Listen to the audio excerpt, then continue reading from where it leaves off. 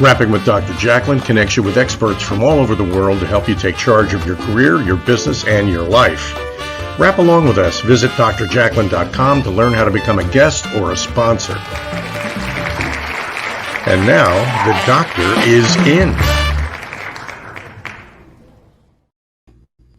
Hello and good morning, good afternoon, good evening, wherever you are joining us from in the world. We are so happy to have you here today. You are watching USA Global TV, or you're possibly listening on Business Talk Radio. We have a dynamic and incredible show for you today. You're watching Celebrate Great Britain Royally Rich Show. I am Dr. Jacalyn Kerbeck, and the stars of our show, Helena and Ian, are here backstage. Let's bring them out. Helena Chard and Ian Pelham Turner, welcome. Thank you. Lovely to see you again, Dr. Jacalyn. How are you doing? Are you good? Yes, everything's going well, thank you. How about over there? Yeah, everything's fine. We're always researching positive news, as there's lots of media 24/7 that's not so positive, but we don't want to focus on that. We have the same thing here every day, more bad news, so we need to focus on the positives.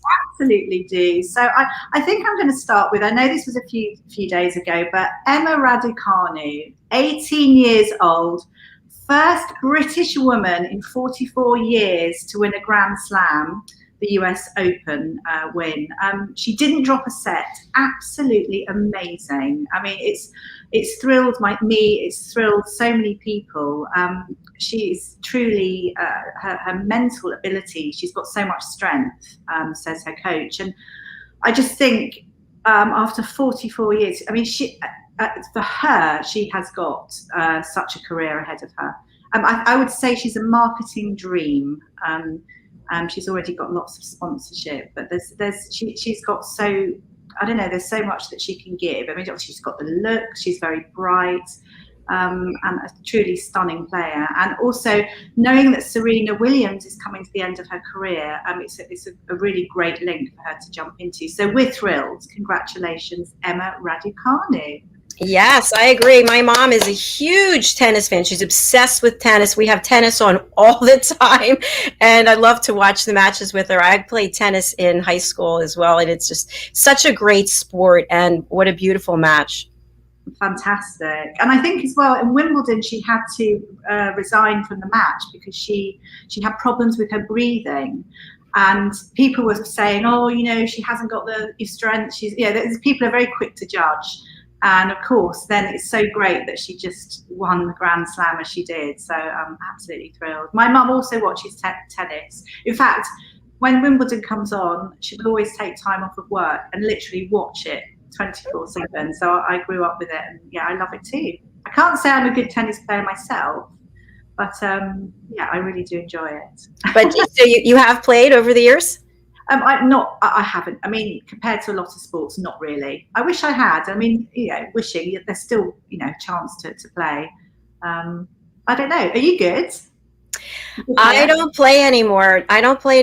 Because I had to make a decision which way I was going to go with my athletics. And tennis is such a great sport, but you really have to be diligent and dedicated to it. And it wasn't me. But my mom stopped playing last year. She'd been playing, I think, since she was 16 years old, and she was playing on a team, and she would travel around to all the other clubs, and it was just a huge part of her life. My dad's too. So I really admire the sport and the shape that the players have to be in, and their mental fortitude to, even though, as we saw in the men's final, people can be booing you, and you have to get it together and move past all that. It's amazing.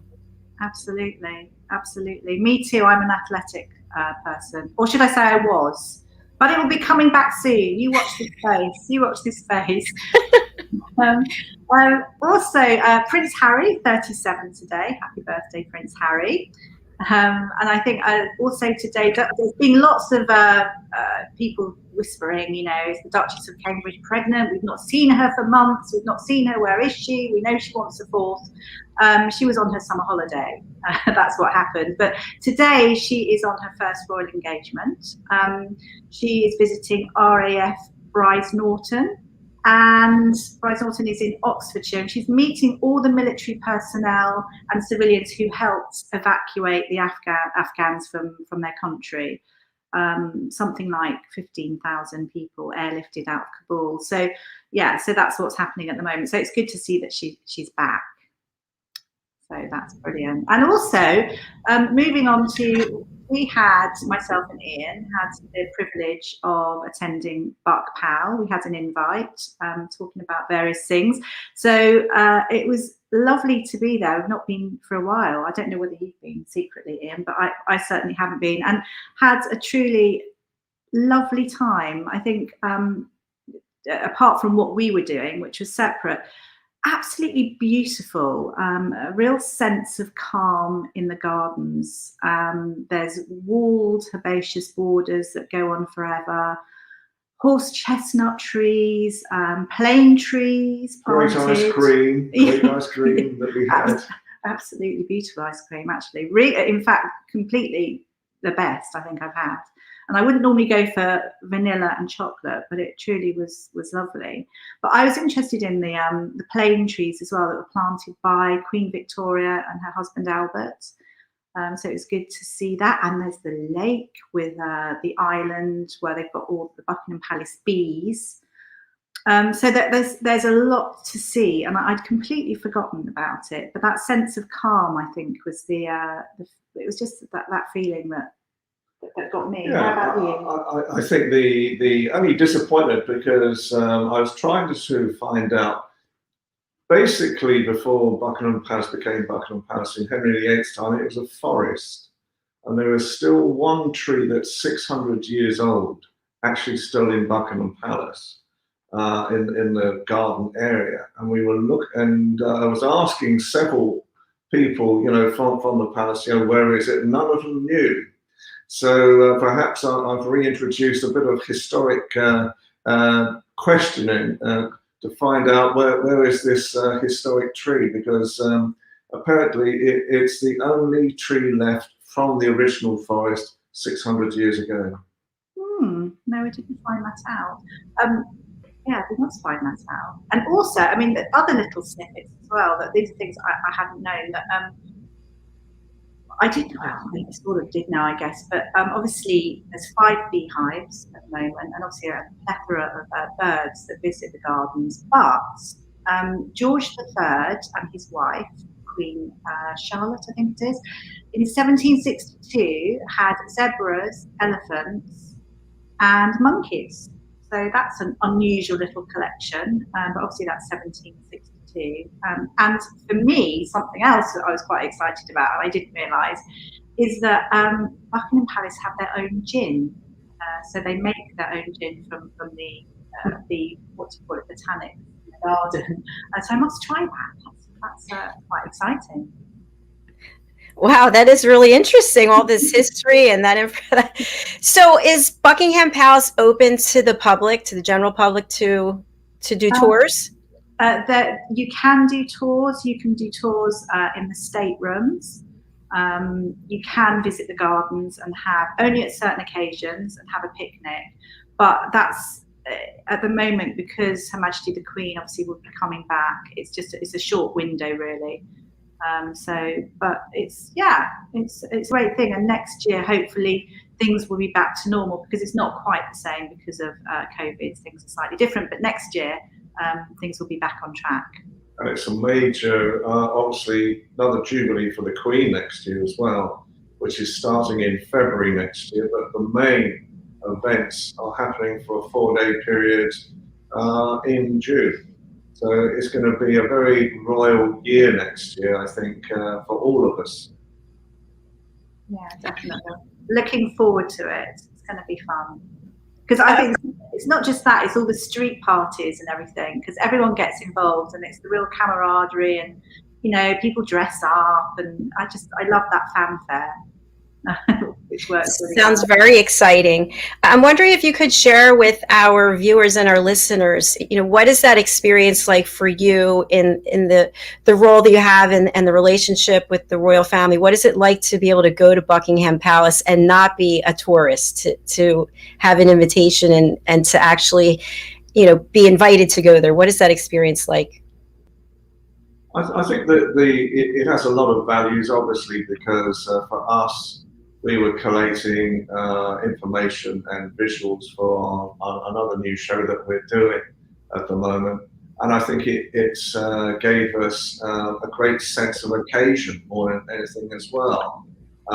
It's a huge, long walk, that's for certain. And even when we were leaving the area as well, more hidden lakes that we saw that we didn't sort of see as we were going around the area in the first place. And do you know what? They've got some great. I mean, we went into the gift shop and we looked at the gifts.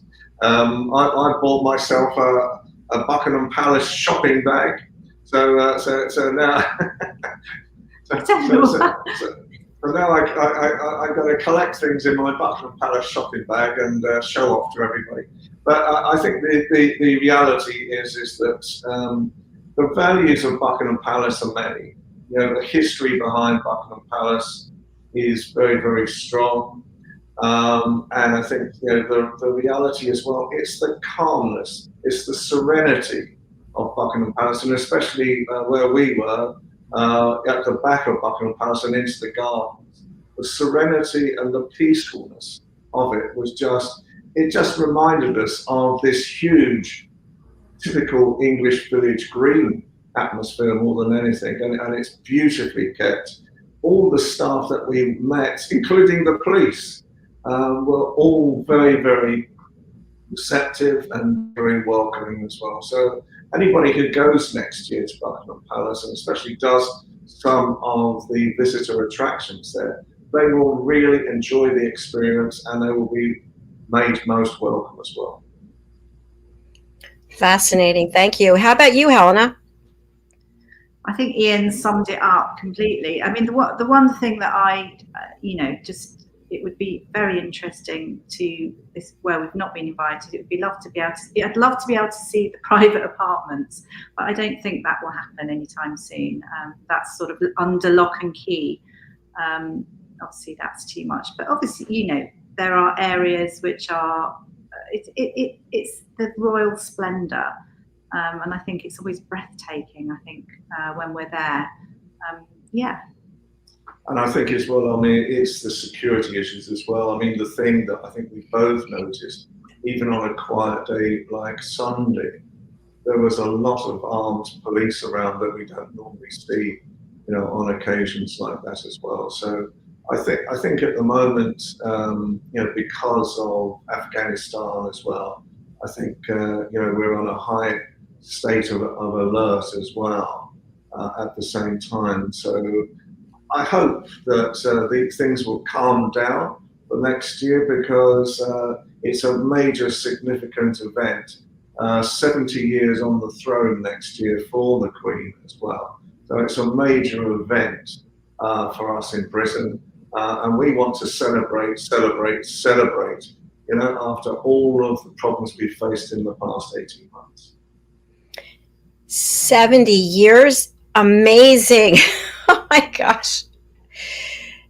How does she do it? It's incredible.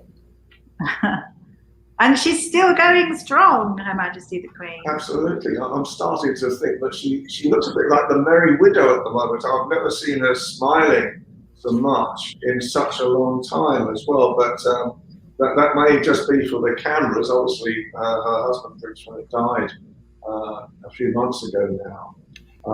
And I think the one thing that we've noticed is that she's doing more events.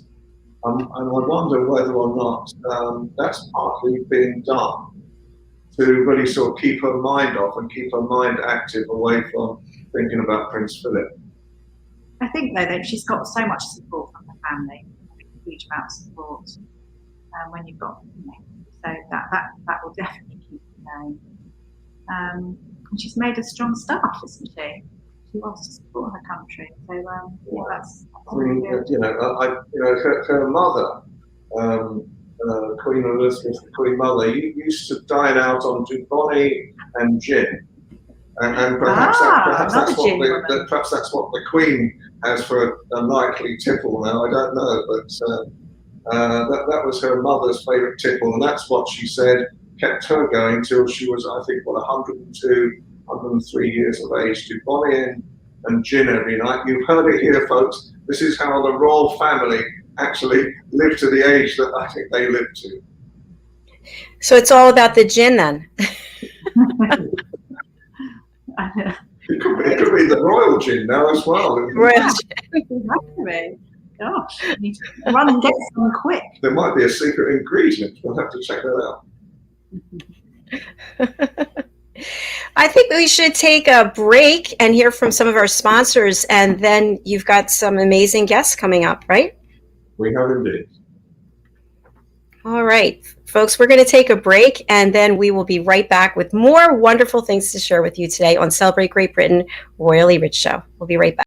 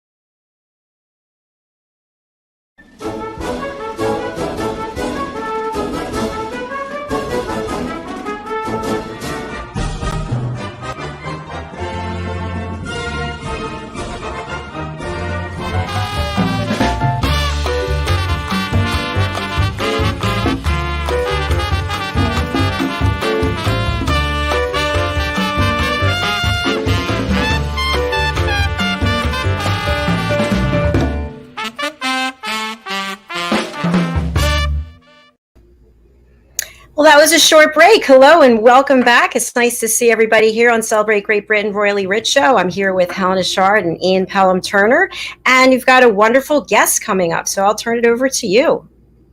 We have indeed. I met this gentleman under a moon, first of all, in his church, might I add, as well at the same time. So this is the Reverend Neil Trainer from St George's Church in Kensington, London. And I hope he's going to come on and we can talk to him. Yay. Welcome. Hi. Hello. Welcome. Thank you for joining us. A privilege, thank you. Bless you. So, Reverend Neil, you know, you're the vicar at St George's Church in Kensington. How long have you been there? What's the type of things that you've enjoyed whilst being at St George's? Well, strictly speaking, I'm one of a team at St George's. The actual vicar is my colleague, Dr. James Chard, and he's the vicar of the United Benefice of Holland Park, of which there are two churches, St George's, Camden Hill, and St John the Baptist, Holland Road. I mostly look after the Church of St John the Baptist, Holland Road, which is where I am at the moment. I'm in my office. It's been a real privilege being here and seeing a church come back to life and begin to grow and begin to serve its community. It's been a real delight over the last 5 years, nearly, since 2017.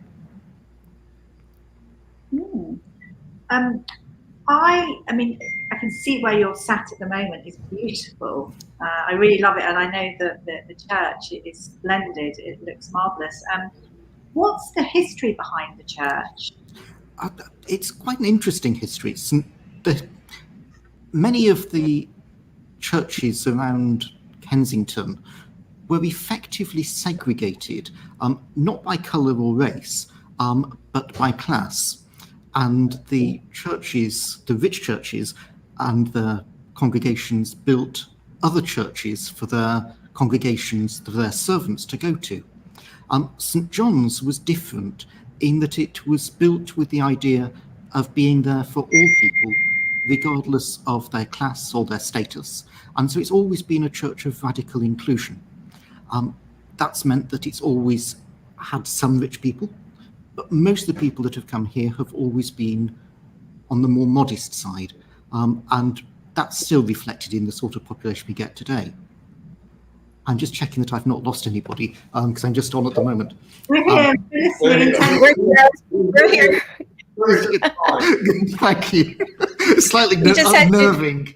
We just had you spotlight there. Reverend Neil, it's as Helena was saying, and Ian, it's so beautiful, that background. I know that I would love to have that as a virtual background. It would be really incredible. Some people think it's a virtual background. We're really very, very lucky here. St. John's is a truly remarkable church. It's Kensington's only Grade 1 listed church. I don't know what it's like in the States, but here buildings of great importance are graded either Grade 1, 2-star or 2, and Grade 1 is the highest listing. We're unusual in a couple of ways, in that St. John's was built entirely of stone, and unusually for big London churches, it was entirely finished and decorated and completed. In the late 1880s, when we began, that was really very, very unusual. There were lots of churches scattered around London which are only half built. In some places they just bricked up where they stopped building and ran out of money. But remarkably here at St. John's, they managed to continue that through. The land was given from part of the Holland estate, and it had with it a covenant which required the church to be built of stone. I have a sneaking suspicion that that was because they thought that nobody would be daft enough in the 1880s to vault a church in stone, because it was prohibitively expensive. However, St. John's was vaulted in stone, and it still is. And it's a really, really remarkable survival. We're very lucky that it's come through both of the world wars and all of the liturgical and other changes of the 20th century. We're really delighted with what we got. Thank you for sharing that. That is quite a history. Reverend Neil, what type of events have you carried out there? So we, of course, do our usual round of services, as you'd expect any church to do. But we also open up from time to time for filming. Richard III with Ian McKellen was filmed here, and we doubled for Westminster Abbey. We pretended to be Buenos Aires Cathedral when Madonna came to film Evita. And more recently, we were the place where a young rapper and some others came and filmed their rap video for a song called Faith in My Killie, and that was just before lockdown. So we did a whole range of different events, some classical, some not, and we're delighted to be able to do that because we're such a wonderful building and wonderful place. Thank you.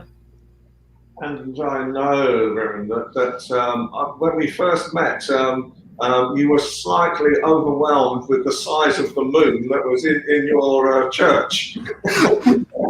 Yes, we were. This was an unexpected event. A description of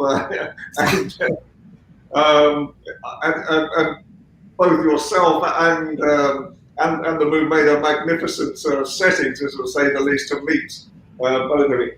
What gave you the idea? What gave you the idea? How technically hard is it to get a moon of that size? And I hope we're going to sort of show an image at the moment of the moon. How on earth do you get a moon like that into a church like yours? Well, the first thing I have to say that it wasn't our idea.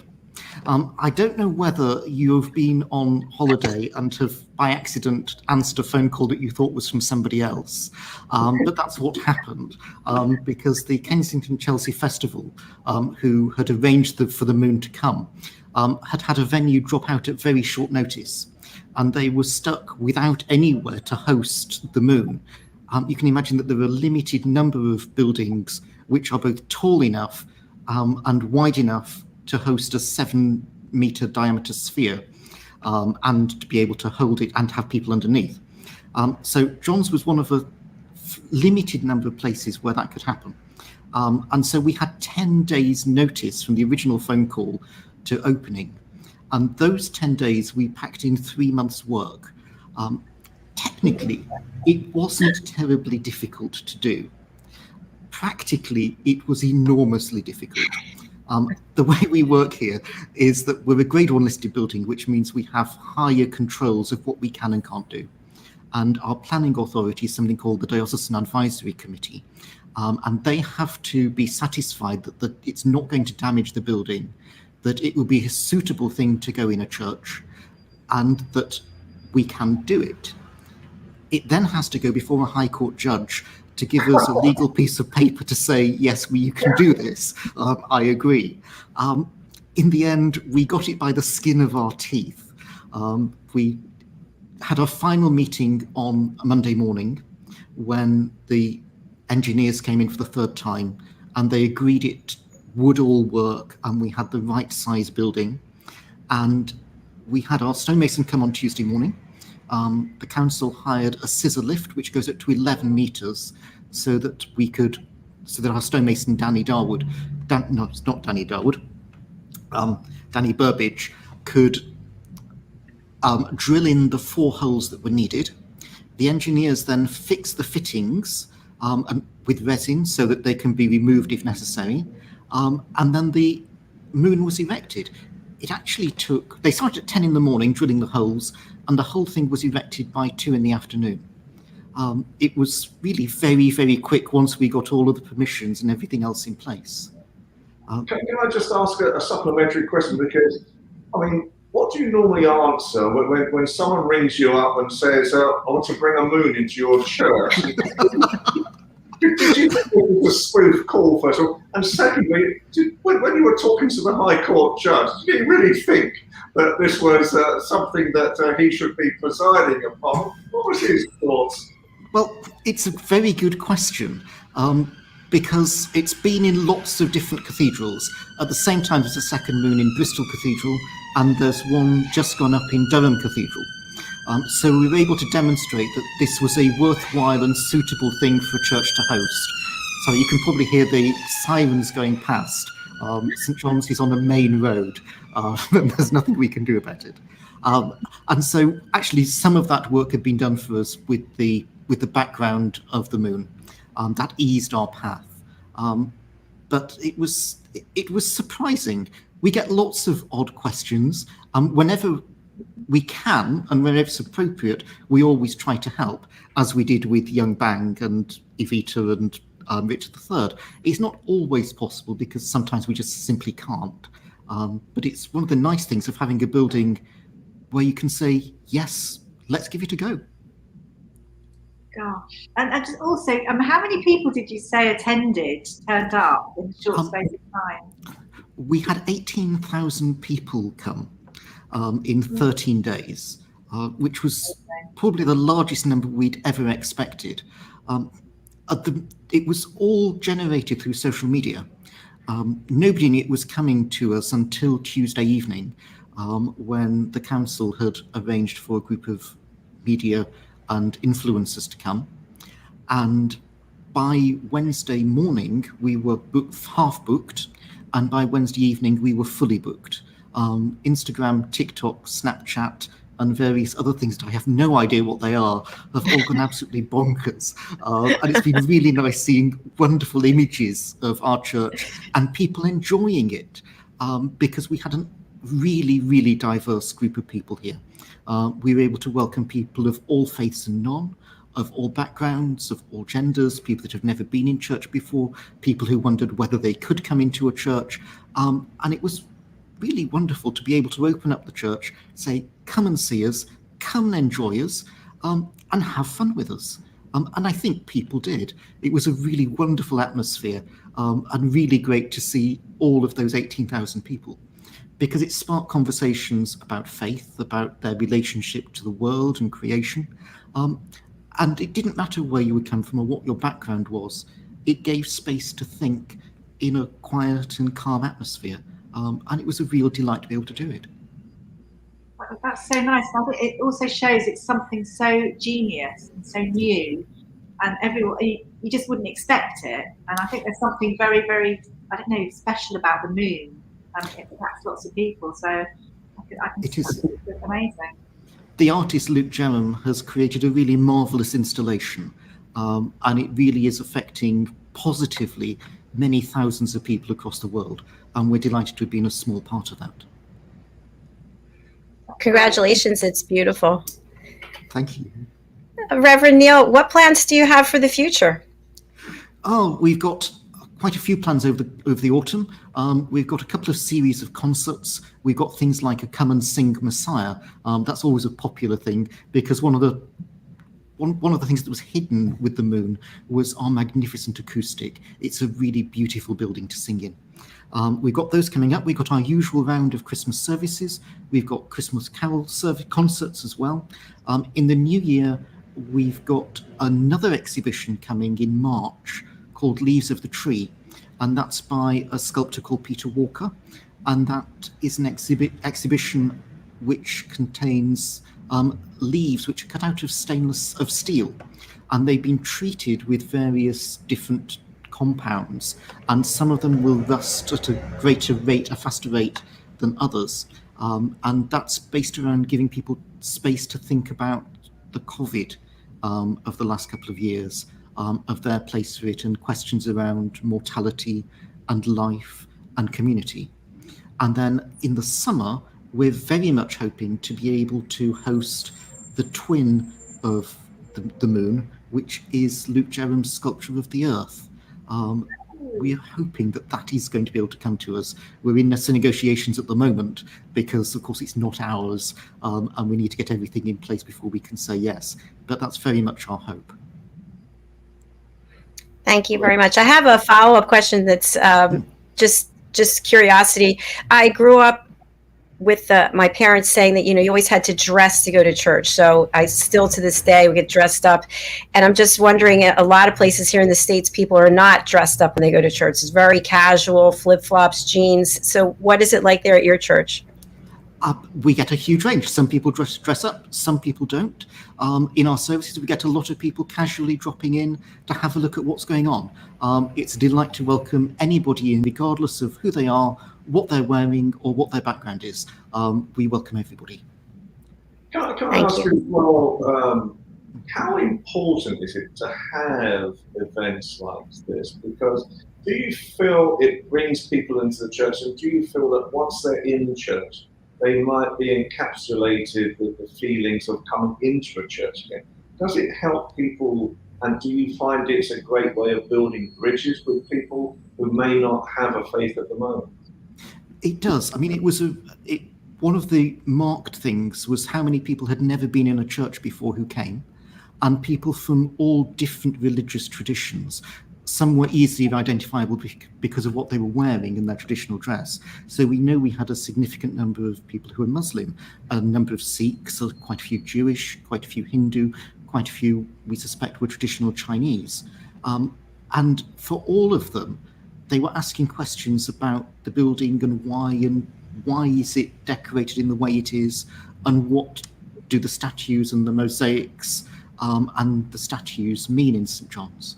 And being able to open up those conversations and to be able to share with some of them, especially some Muslims, the things that we have in common is a really important part about building community, about sharing what we have and rejoicing in how good it is.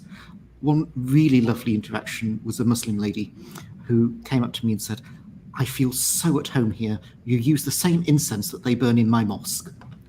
And it was just two completely different faiths sharing the same God with something that isn't necessarily mainstream in either church using incense, but it can be a point of connection. And so it's about being open, inviting those conversations and saying, we don't have all of the answers, but please tell us what your thoughts are and how you're reacting and what your response is. It's about opening up and allowing people to speak. I find you're a tremendous communicator yourself as well. I felt very comfortable with you. You made us feel very welcome when we were doing some extra filming on location there as well with the Moon. Is it a passion of yours as well to really send out messages like this constantly that can actually bring different faiths, different people together? It is an important thing that all of us can be part of. If you build up barriers and say, only I have the truth, and this is the only truth that there is, you're cutting off the possibility of other people being able to share with you greater truths that you haven't spotted. And that's one of the privileges of being a member of the clergy in the Church of England, because there is the space within the Anglican tradition to accept that there isn't just one way, there are many different ways, and we don't have a particular claim to say this is the only way. We might think that this is the right way, but we can't say it's the only way. That's truly beautiful. Reverend Neil, how can people get in touch with you? We are showing your banner, but people are listening on the radio also. So what's the best way to reach you, and who should contact you? If people wish to contact us, come and see us, follow us on Twitter, have a look on our website about what's going on. That's really great. Come and see us if you're in London. Our service is at 6:30 on a Sunday evening, which means that you have time to do all of your touristy things. And by the time they've all closed, St. John's is then open. We're a welcome church, happy to welcome anybody in. We're a church which struggles financially because we always have done, and we rely on gifts and donations and events that we put on. And if anybody could support us through those, we're always very, very grateful. Thank you. And your Twitter handle is at St. John's W14, and your website is www.hollandparkbenefice.org. That's right. Thank you. Okay. Thank you. Thank you so much for being here today. Thank you for having me. Thank you. Thank you. It was really enjoyable. Nice meeting you. Keep up the work. Thank you. Thank you. Bye-bye. Bye. Bye. I still can't believe that the moon is amazing, and all the fascination we have here with people wanting to travel to the moon. They can just go over to the UK and they can get the church service and see the moon also. I love it. I mean,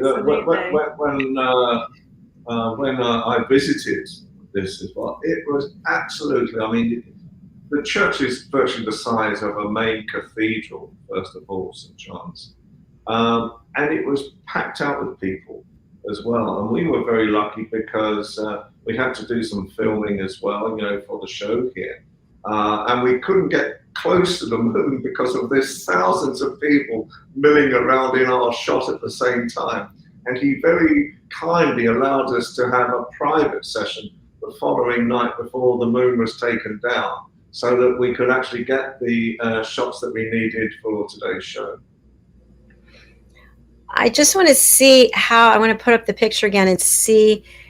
So how far above you when you're standing is the moon? It's about, it was closer to my head height. So what am I? I'm 6'2". It would be about another foot above that. So anybody over 7 foot, any basketball player might have had a problem. But I think in reality it was splendid. There was nothing too much about it. The American word "awesome," I think, is probably a very apt description of walking in there, meeting the Reverend in the first place, because he's a terrific commentator as well. Yeah, he is. Such a wonderful person, so helpful, to film crews like ours where we're needing help as well. So very understanding, but also he exuberates faith, he exuberates happiness as well. So he's one of those wonderful people that you meet in life. You think, pardon the pun, but thank God we meet them. Absolutely. And I can only imagine how beautiful that church is going to be during the holiday season as well. Absolutely. So it's going to be an amazing one, and we will keep in contact with Neil now and see what other things we can support him with, over the coming year. Looking forward to his other setups when the Earth comes as well. Yeah, it's fabulous. Yeah. Wonderful. All right. How about if we take another break and then we'll bring out your second guest? How does that sound? Excellent. Wonderful. Okay. Thank you. We'll be right back. Hey everybody, my name is Ralph Graves Jr. I'm the host of the Ralph Graves Jr. Show, and I want to invite you to pick up my book, Unstoppable. I wrote a book called Unstoppable. It's 7 universal laws that will transform how you pursue and achieve success.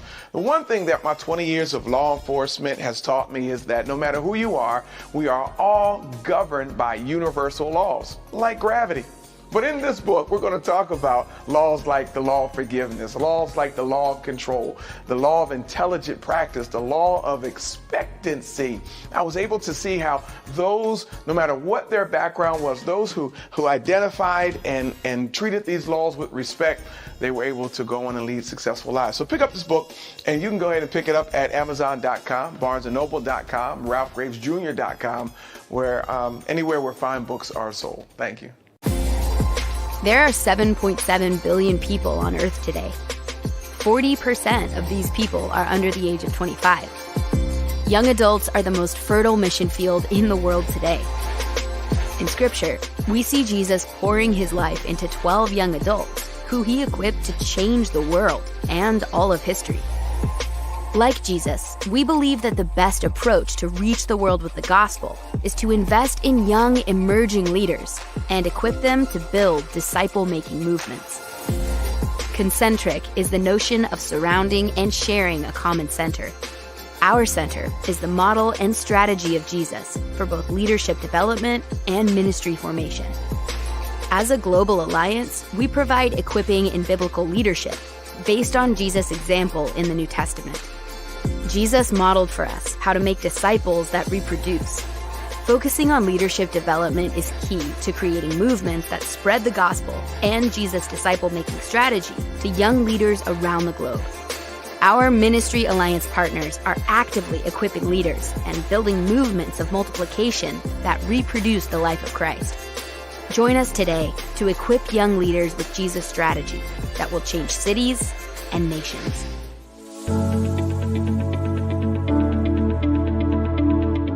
The session that we had with BCAT was really entertaining and enlightening. We were able to put together some very specific steps that we as individuals can take, and it was really fun to all come together and see sort of where we're going as a team and how we can all get there together. We had a tremendous experience with the BCAP partners. One of the challenges that we have as an organization is to make sure that we have the right people in the right chairs doing the right thing. To do that well, you have to have synergy. You can try to dream up ways to make sure that your group does that, or you can rely on experts. We would recommend BCAP partners to anybody who's looking to take their organization to the next level.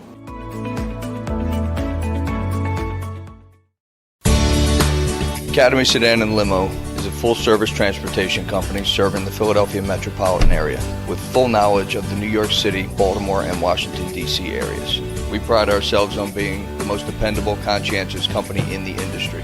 Our always on-time service and dependable pricing make us the company to call for any event or occasion. Our vehicles can accommodate any size party for any occasion. Our vehicles range from four-door sedans to SUVs to minivans to limo buses to full-size tour buses and can accommodate groups of 2 to 100. We offer airport shuttle service or over-the-road service without limitation regarding mileage or time, and no drive is too long or too far. So if you find yourself in need of transportation of any type with any vehicle, give us a call at 610-842-4564 and let us show you what a real transportation company can do for you. Use code ACADEMY2020 to receive 20% off your first 3 rides, including parking and tolls.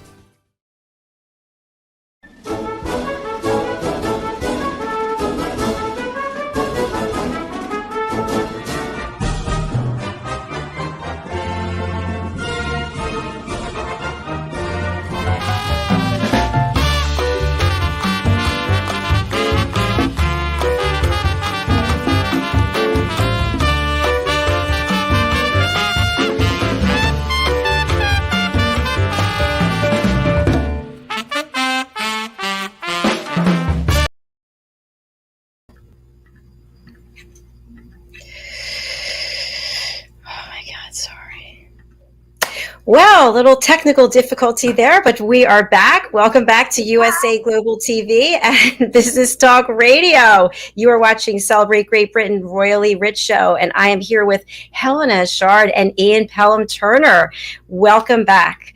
Who do we have next joining us today? I'm very proud with this next guest because the gentleman is Professor Yu. Professor Yu is a senior lecturer at Surrey University in Great Britain. He's a prominent member of the Chinese community, and he brings great values, trying to build bridges at the moment between Britain and China. So we're honored to have Professor Yu on this afternoon. Welcome, Professor. Hello, Dr. Jacalyn. Hello, Ian. Hello, Helena. Many thanks for your invitation. Thank you for joining us. Absolutely. My pleasure. So, Professor Yu, we had a long discussion in a rather sunny atmosphere last Saturday in London, but it was one of the days when the sun was shining. And we have very similar views on building bridges between China and Britain. Yes. Because we both feel there is tremendous values with both our countries in this. And I know one of the things that you are expressly trying to do at the moment is to create more of awareness for Chinese fashion manufacturers to come to Britain and to show their values at the same time. How do you see Chinese fashion?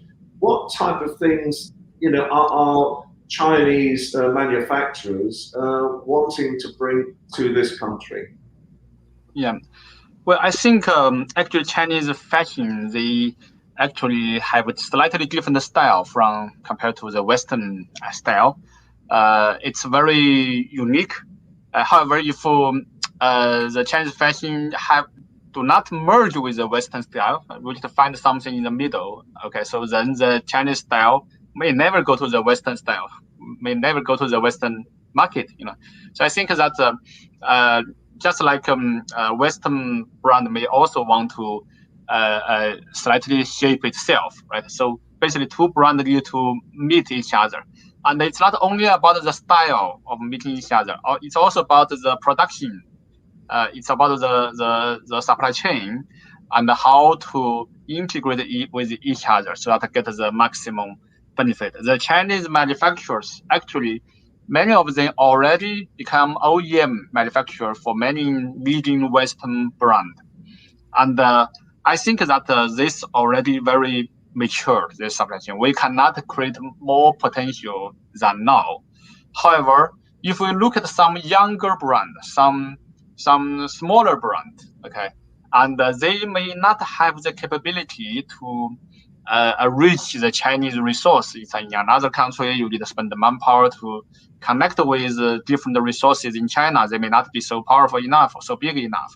But actually, they are the one to have the huge potential. Maybe the Chinese OEM style, they may try to link with more smaller brand, working with more early career designers who may not have a very big name, but now they may need more resource support. So I think bringing the Chinese supply chain originally only work with the top brand, but now may empower some young brands to grow, make some smaller brands to grow.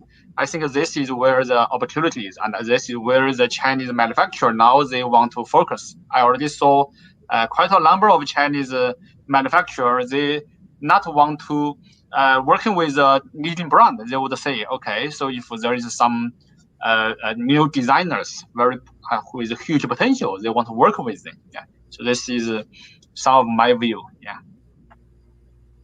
Professor Yu, I love to hear that obviously it's going to propel smaller brands, smaller designers. That's really great to hear. Also, reference the Chinese fashion. What's the quality of workmanship like? If you're able to explain. Yeah, it's a good question. Actually, Chinese fashion spans a wide spectrum of styles and production techniques. So Though within the context of handmade fashion, the quality of the craftsmanship is at the heart of the offering. So there are many heritage things in China, and they have very special traditional fashion. So many of the products, the clothes, you can easily tell, okay, this is from China. So you can tell it's very unique. So the craftsmanship of the Chinese fashion has been inspired and refined over millennia to reflect the unique characteristics of the Chinese civilization. So recent years, the Chinese government, they also has worked hard to protect, to uphold, and to promote many of the old-fashioned, so traditional design techniques, as well as the cultural heritage, which can be inspiring to other people. So the government are actually very deeply involved to promote. Yeah. So it has been also encouraging to see that an increasing number of the younger generation designers, so who seek to collaborate with the Chinese craftsmen to design and bring many high quality handmade fashion pieces to the market, or even want to bring to the Western market. Yeah. So I do think that since China, the economic impact is growing, so maybe there are better and better opportunity for the workmanship and the other opportunity like this sort of traditional fashion, to be brought to the Western country. Yeah. Thank you, Professor Yu. This is very exciting. What type of markets are Chinese manufacturers looking to open in Britain? Well, so I think it's the China already have a very strong manufacturing system, and it have a very sophisticated supply chain. It's almost self-contained supply chain. And they would like to seek opportunities. What they want is British brand, British design. And so Chinese manufacturing, British design, this can really become reach some huge impact. So maybe not only British, but maybe Europe and the US. So basically, some excellent domestic e-commerce companies have established their own supply chain system for ensuring their overseas supply chain management capabilities, and with support of JD.com, with Alibaba. And so basically, I think the Chinese supply chain, because it's so comprehensive, so basically it can really empower many members in the UK or Europe countries supply chain members. So basically, whatever they do, they may find their partner in China. So because it's so resourceful in China. So for the manufacturers in China, if they came to the UK, they definitely want to seeking for for brands, the new brands, as I already mentioned earlier, so new brands, and they also want to seek for young designers, and they want to bring designers to them so that they can upgrade from manufacturing only and follow designer, and also they have some designing capability, but they're always very happy to announce that they are working with British or Europe designers. So I think there is a huge opportunities for the two parts of China and the Western countries to work together. So that's why today we had a Sina British Fashion Forum today. So we have the ex-CEO of Diesel, Pan Miko, and we also have the vice president of the China Fashion Group, so who have brought in LV to China. But now they all want to meet in the middle. They all want to understand each other deeper, building on trust, so that the Chinese manufacturing capabilities and the British design capabilities, they can work together. So that's what happened today. Yeah. I know, Professor Yu, that a lot of your Chinese fashion is going to be particularly of interest to women in this country, because part of the emphasis is handbags and shoes. And if I know ladies, Professor Yu, Yes. And the smile on the two ladies' faces here. As soon as you mention the word handbags and shoes, you have won already, I think. Yes. Yes. With Chinese, how important do you feel that fashion can help to build bridges between our two great nations? Great nations, I should say, America as well. Yes. Yes. Well, I think fashion would be one of the very, how can I say, very straightforward way to build consensus, to let people enjoy, to watch a fashion show and to enjoy a fashion style. And Chinese model can wear the Western fashion style and bring the models fans in China. And of course, Western models can wear a Chinese fashion clothes and then bring her or his fans in Westerns. So this can really develop the consensus. Fashion can bring people together. Okay, and because everybody need clothes, everybody have their own understanding of clothes. However, they also want to understand the others. They also follow others. So I think fashion is a sector that we can easily bring many people together, no matter what they do, even they are not working in fashion sector. Even like myself, I'm a professor in university, right? And also today we also have people working in insurance company, so who also want to provide more support to fashion industry. So this is a common language, and we can even reach. Because of this, we can link people together, and we make them to talk, communicate with each other, and maybe we can have a more peaceful world. So people need to find a common language so that people can talk to each other, right? So fashion is ideally very, very important in this role. And this is why when the First Lady of China, they visit to other countries, she always brings the Chinese fashion brands, like the bag, the coat, and also the shoe, So like you already said, a handbag and a shoe, So the First Lady of China actually demonstrated the three different brand in China, and he want to promote in Western countries, because people may think, okay, look, that is a style that even in Western countries we like that. So basically, this is what we want to achieve. Even say maybe the exact topics that may not reach the consensus, reach agreement with each other, but at least the fashion side, people they start to understand each other, right? Yeah. And I can't let you go without just describing your wonderful daughter. Now, Thank you. Jacalyn and Helena, we sat down, and your daughter's what, 7 years old? Yes. She is fantastic. Thank you for saying that. Fantastic, because she sat there listening to two men talking about the affairs of the world, and she was glued. She was glued with her attention span as well. She was so good with everything, and I have to say, she is a great compliment to you as a father as well. Chinese children can grow up in Britain as well, and we can create values between Chinese and British children at the same time.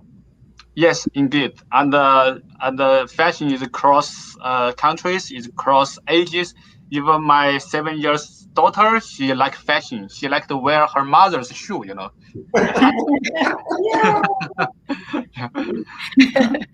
Professor, you had me at handbags and shoes, so I don't want to speak for Helena, but I think we'd be more than happy to model your fashion items. I'm in a gown right now. I could actually use a nice pair of shoes and bag to go with it. In all seriousness, Professor, how can people reach out to you, and who should contact you? Yeah, so actually, first, my full-time work, I'm a chair professor in University of Surrey. So my name is Yu Xiong. So y.xiong, y.xiong at surrey.ac.uk. That's my email. However, we have a company called LondonFashionIgnite.com. So we organize events, we bring people together, building bridges, and provide international consultancy, help UK brand to reach China, and help Chinese brand to reach UK. Yeah, so very happy to create different opportunities to bring people together. Yeah. Thank you very much. Been an honor to meet you. My honor to be invited. Professor, you for your time this afternoon, because I know you've got a very busy day today. Yes. And you've really given us a great deal of time, because I know you're holding meetings all day today as well. So thank you so much for your time. Thank you for your invitation. Actually, I finished the event, have a hard finish at 3:29. I said, I have to finish this, and I have to go to another important event. Well, thank you so much. It's been thank you. Bye bye. Bye bye. Well, I thought that would bring a smile to both your faces. I don't know what it is about shoes and bags. It's just lovely. You can never have enough, As soon as he started talking to me on Saturday about shoes and handbags, and I thought, oh yes, here we go. I thought this is not going to. This is going to put a smile on your faces this afternoon. So, nothing about men's fashion. I know, it's funny. I never wear high heels anymore because I don't really leave the house, but I have these beautiful shoes, and to me they're kind of like just works of art. I even have this curio case where I've got some beautiful plates and things that I've collected over the years, and I've got shoes in there that just because they've never been worn, they're just like artwork. Do you know, I love that. One of my friends, he's a royal couturier, and one day I was in her boutique in Knightsbridge, where she creates the dresses as well. And this Arab lady had come in, so my friend had to shoo me downstairs, to a smaller room, whilst this Arab lady came in, because Arab ladies don't like men, when they're looking at fashion. And I turned the light on, and a room about the size of where we are now was filled with shoes. I've never seen so many shoes in all my life. And I thought, this was just one of her collections. So I understand shoes and women and handbags. As soon as I heard that, I thought, this is a great item for Celebrate Great Britain and ourselves as well. Well done. Excellent. It was a really interesting show, actually. It was quite diverse, isn't it? It's interesting to have different kinds of people and learning about new things. It's fascinating. Yes, it's so true. It's an interesting afternoon because I think you know as well, I do a political show. And there's a bloodbath in Westminster at the moment because there's a major cabinet reshuffle happening with Boris Johnson, and so I'm keeping one eye on that as well. And the Foreign Secretary, one of the most important positions in the country, he's gone. He's been sent to the Justice Ministry for making a mistake recently over Afghanistan. So there's a bit of hot breaking news for you for the show at the same time. So we are watching with great interest who is going to go next. Wow, that is interesting. There's a lot going on over there. See, we need to know these things. There's a lot going on. There's a lot going on at the moment. It's I think it's a very do you know what? I think it's a great time for Britain. It's a great time for America as well, because I don't know about you, but so many things now are opening up. There's so many opportunities are opening up. Helena and I, both our phones are constant, with new opportunities and new things happening at the moment. And I think perhaps at long last we're coming out of this period, over the past 18 months, and there's green shoots happening, and I hope they're happening in America as well. I've interviewed a number of people who have taken this time to reinvent themselves and to create something new, which is really beautiful. I think over here in the news, there's been a lot of fear mongering, I hate to say, but about the Delta variant and the number of cases that have gone up. And at the same time, I see so many people doing new things and getting out there. So I think that's really interesting. And I know myself that just like you guys, you want to keep yourself open for new opportunities, because that's an opportunity to grow and help other people as well. So that's truly a gift. It is. I think it's, as I say, it's time now that hopefully we will have a more peaceful world. Opportunities, of building bridges with China, for example, I think is very important for the rest of the world at the same time. As I discussed with President Yu, it's citizens that make the world. And I think that the reality nowadays is that communities right across the world want to be seen together, want to value each other's cultures and heritages at the same time. I think it's important now that we start building more bridges, like we're doing in America with yourself, which is fabulous, and sort of creating the type of world that will be happy for everyone.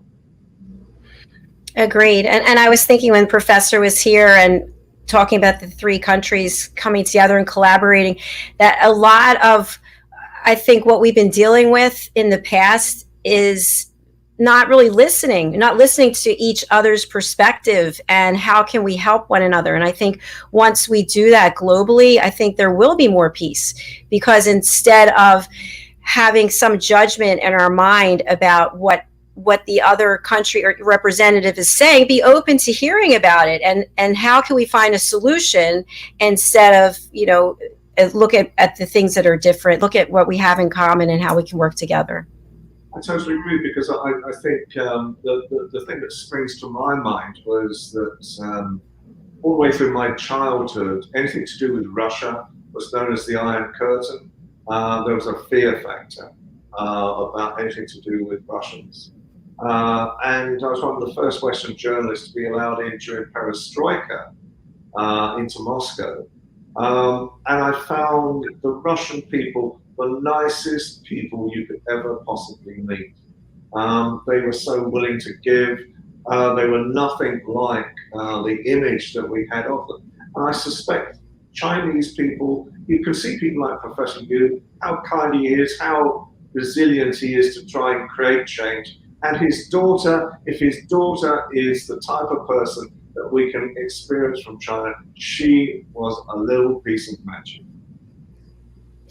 Very well said. And I think also people like Reverend Neil are so needed, and just in times like this, they're really people who can bring us all together and help us realize that, we were created on this planet, right? There is something bigger than us, whatever it is that you believe, something else is out there.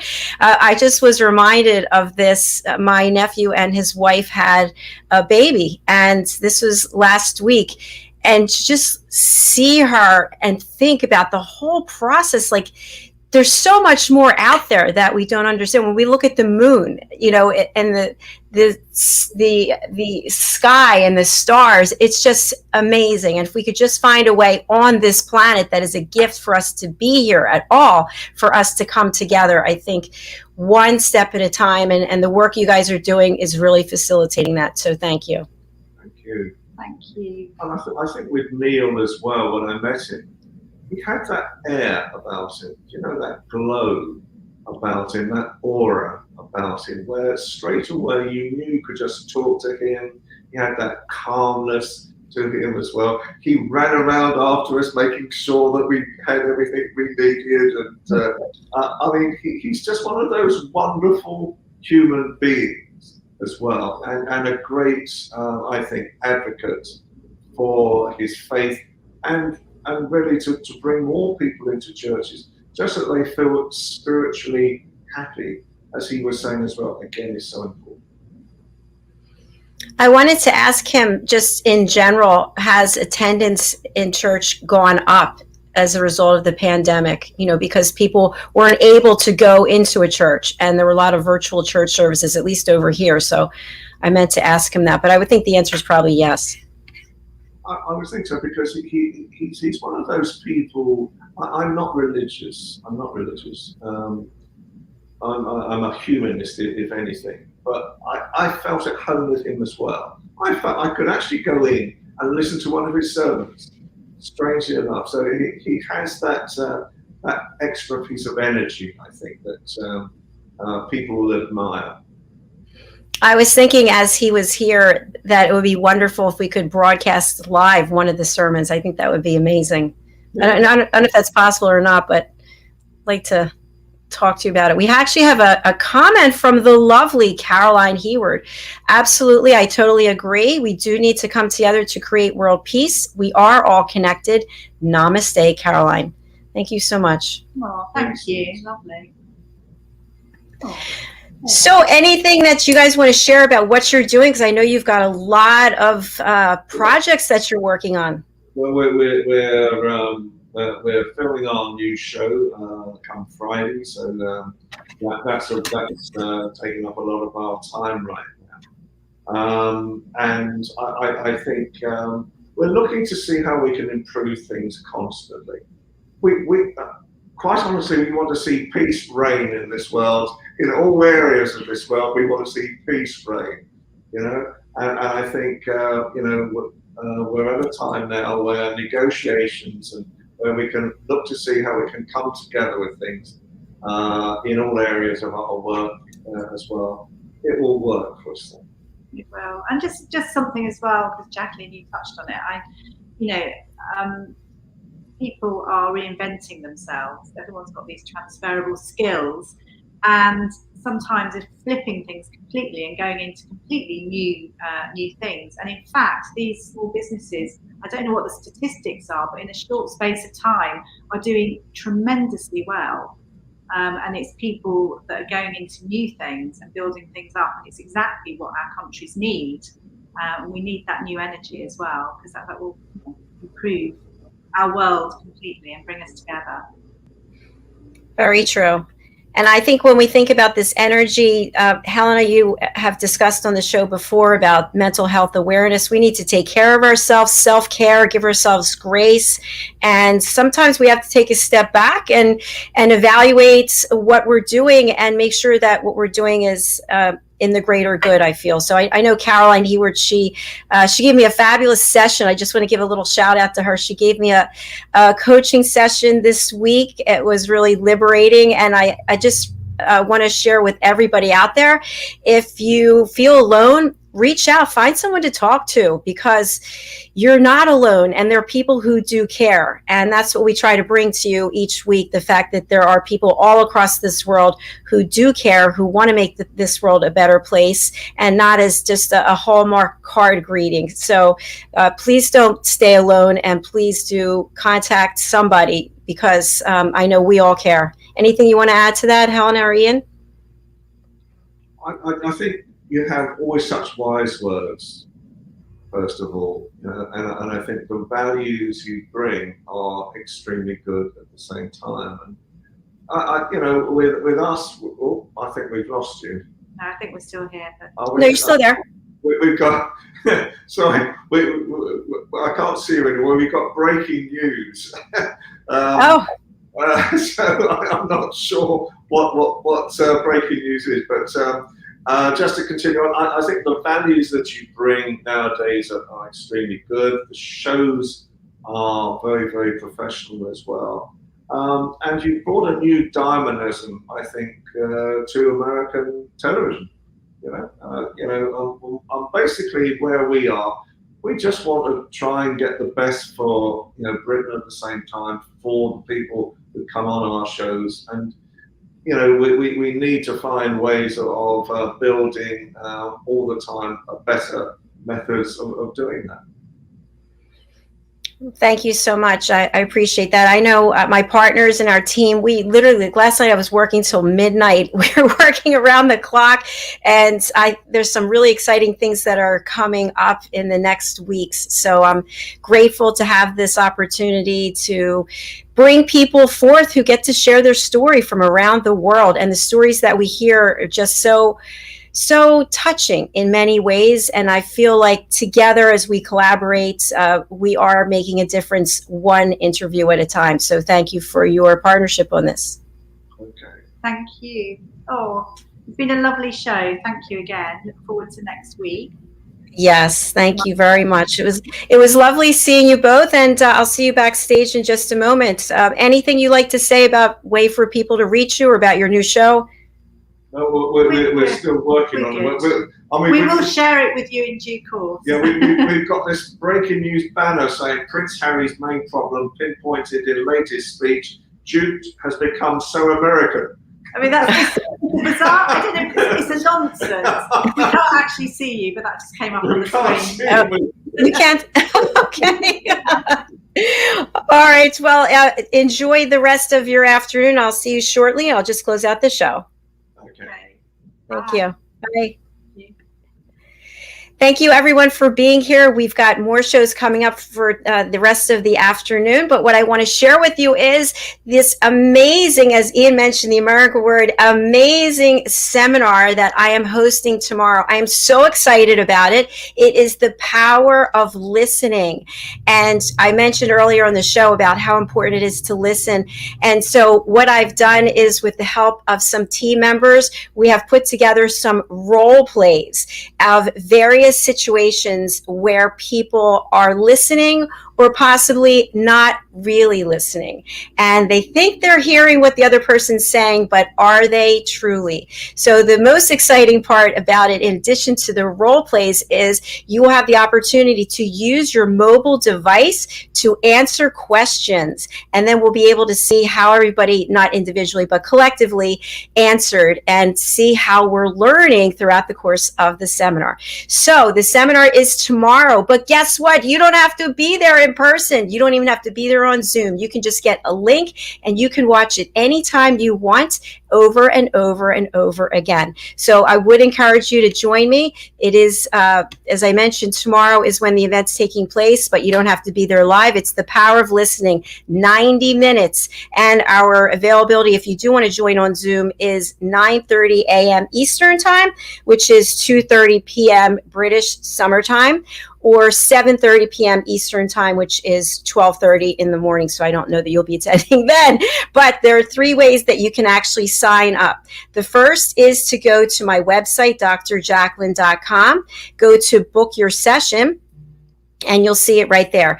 The second is to go to my Instagram link tree. Instagram is Dr. Jacalyn, and you can book it right there. And the third way is to go to Eventbrite, and you can actually purchase your ticket by putting the power of listening in the search engine. So I hope that helps. We've got wonderful content to share with you, and each month we'll be coming back with another wonderful seminar for you with additional information. So this is our entry level introduction, and we look forward to having you with us. So thanks again. To reach me for coaching, I am a certified holistic life and career coach, meditation coach, and yoga instructor.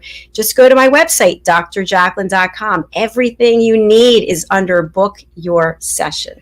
So I hope that helps. We will not have the business show today. We are taking a break just for this 1 week as we work on some other projects. And we will be back this afternoon with our Talking Heads platform.